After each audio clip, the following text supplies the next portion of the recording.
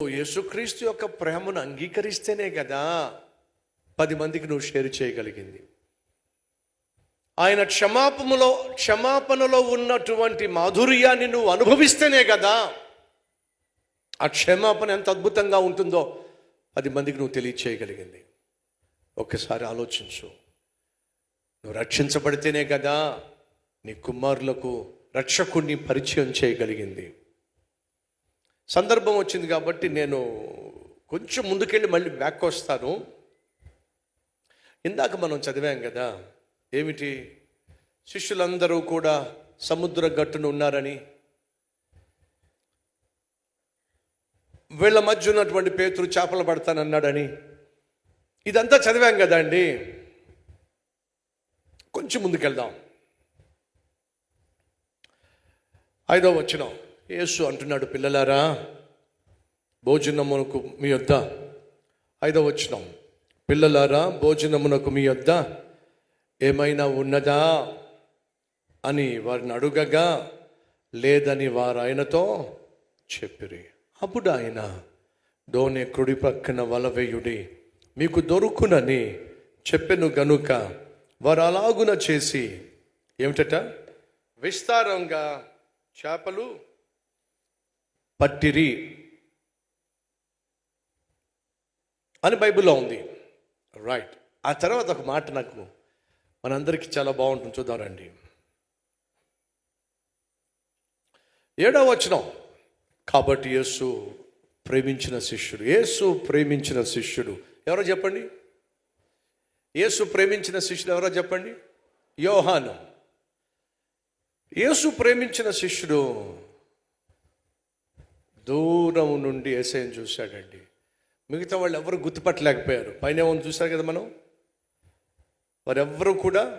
5వ వచనం straight line చూడండి. 5వ వచనం, ఆయన యేసు అని శిష్యులు గుర్తుపట్ల. కానీ ఎవరు గుర్తుపట్టారో చెప్పండి. ఎవరండి? యోహానే గుర్తుపట్టగలిగాడు. ఎందుకు యోహాను గుర్తుపట్టగలిగాడో తెలుసా? 2 రిఫరెన్సులు చూపిస్తున్నా. ఒకటి, యోహాను సువార్త 13:23, యేసుక్రీస్తు గుండెను ఆనుకొని యోహాను కూర్చున్నాడు అక్కడ. అందరూ కలిసి భోంచేస్తున్నప్పుడు యేసుక్రీస్తు పక్కన యోహాను కూర్చొని ఆయన గుండెను ఆనుకొని కూర్చున్నాడు. అంత దగ్గరగా ఉండేవాడు యేసుక్రీస్తుకు. 2, 19వ అధ్యాయం 26వ వచనము, యేసు సిలువ వేయబడినప్పుడు ఆయన సిలువ మీద వేలాడుతూ పక్కనే ఉన్నటువంటి మరియను అనగా తల్లిని చూశాడు.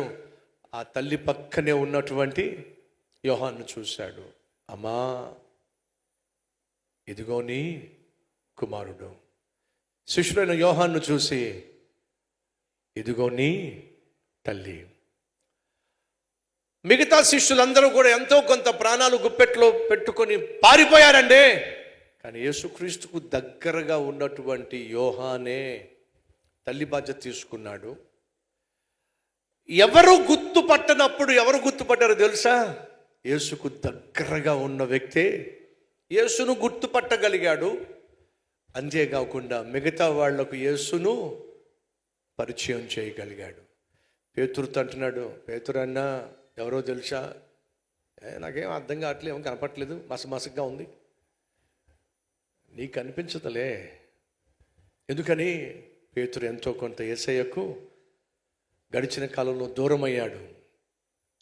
యోహాన్ అంటున్నాడు, పేతురన్నా అది ఎవరో కాదు, మన ప్రభు అయిన యేసుక్రీస్తు.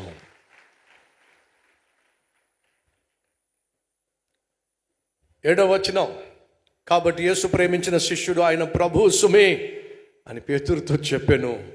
ఆయన ప్రభు అని సీమోను పేతురు విని వస్త్రహీనుడై ఉన్నందున పైబట్ట వేసి సముద్రంలో దూకేశాడు. అంటే బట్టలు లేకపోవడం కాదండి, గోచి మాత్రమే ఉండుంటుంది. ఏమిటది? గోచి మాత్రమే ఉండుంటుంది. దీని గ్రీక్లో జిమ్నో అని చెప్పి అన్నారు, లేదా జిమ్నోస్ అనగా తగు మాత్రము. జిమ్నాస్టిక్స్ చూసారా? జిమ్నాయిజం అంటే జిమ్నాస్టిక్లో వాళ్ళు సూట్లు బూట్లు వేసుకోరు. వాళ్ళు వాళ్ళు తగు మాత్రం బట్టలు వేసుకుంటారు. చేపలు పట్టేవాళ్ళు కూడా తగు మాత్రం బట్టలు వేసుకుంటారు. అడుగుతున్నా, చేపలు పట్టేవాళ్ళు పంచెలు ఆల్చి వేసుకుంటారా లేక గోచి కట్టుకుంటారా? ఎటు చెప్పండి.